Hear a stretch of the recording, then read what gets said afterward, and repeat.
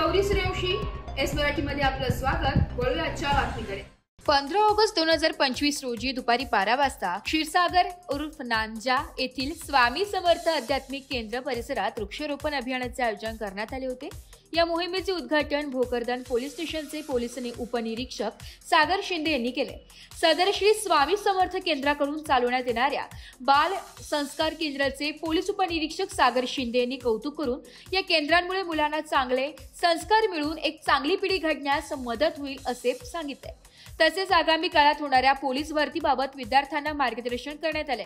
या अभियानास LK दळवी विद्यार्थी व क्षीरसागर गावातील सोमनाथ साबळे, अशोक साबळे, रावसाहेब मोरे, परभू मव्हारे, बालू मोरे, अजय मोरे, दिलीप साबळे, कृष्ण मावरे, गणेश साबळे, कृष्णा मोरे, विष्णू साबळे, तुळशीराम गोरडे, निवृत्ती साबळे, परमेश्वर मोरे, सदाशिव साबळे, राजू बलाडे, बाबासाहेब मोरे, नंदू मोरे, अजय पगारे, गणेश साबळे इत्यादी गावकरी हजर होते।